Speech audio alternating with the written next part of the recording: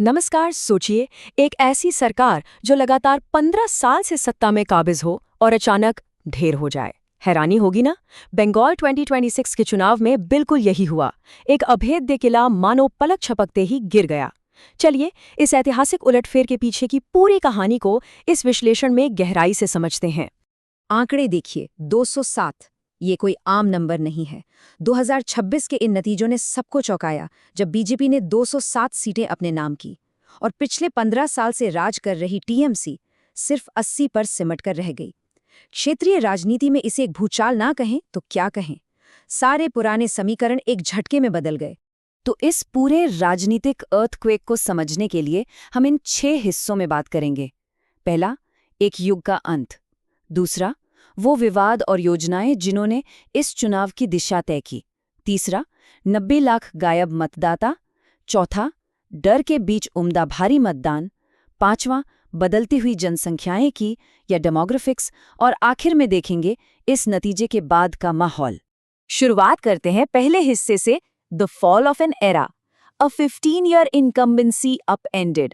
ये सिर्फ एक चुनावी हार नहीं थी दोस्तों, ये लगातार 15 साल से चली आ रही एक ऐसी सत्ता का पूरी तरह से धस जाना था जिसे एक वक्त पर बिल्कुल इनविंसिबल यानी अभेद्य माना जाता था। और इस हार का आकार देखिए, 63%।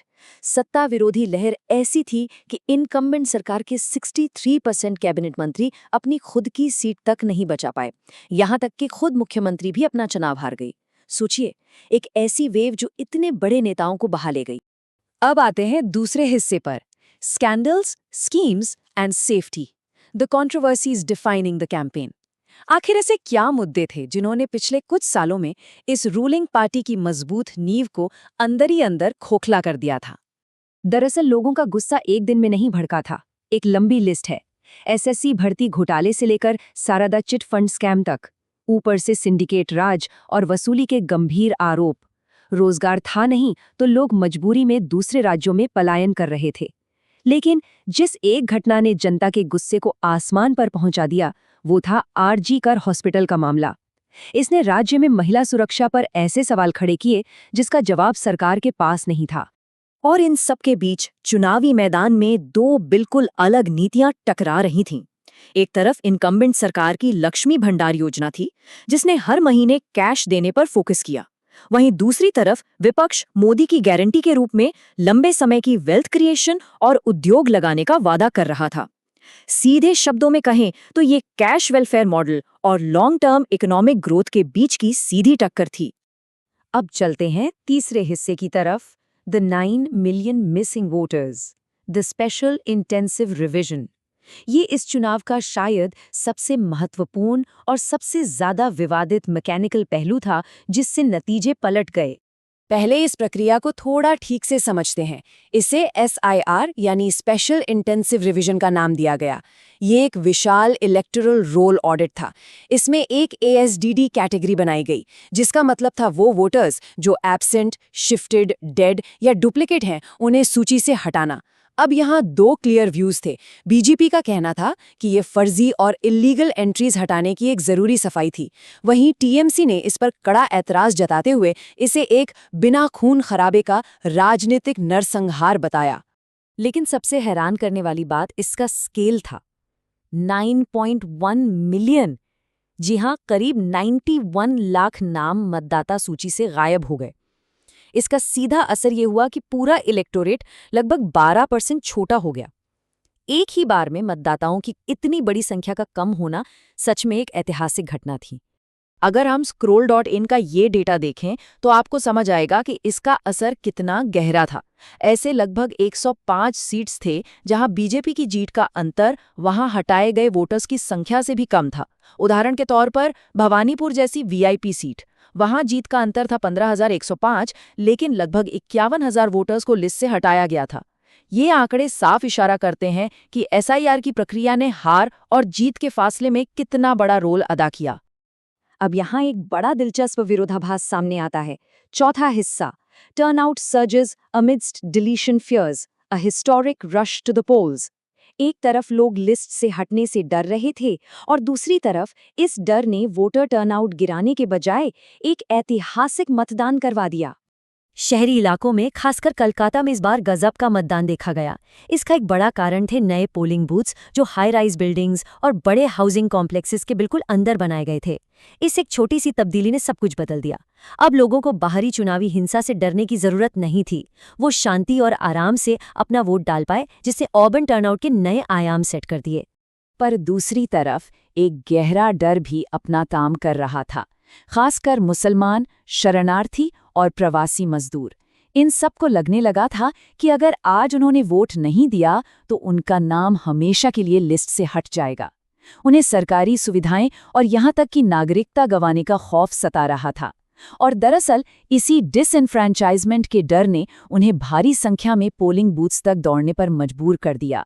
5वां हिस्सा, how demographics reshaped the map, a shift in voter alliances. आइए देखते हैं कि इस पूरे माहौल और डर का डेमोग्राफिक्स पर क्या असर पड़ा और चुनावी नक्शे को नए सिरे से कैसे लिखा गया। डेटा एक बहुत ही क्लियर तस्वीर पेश करता है। हिंदू और आदिवासी मतदाताओं का एक बहुत बड़ा ध्रुवीकरण हुआ।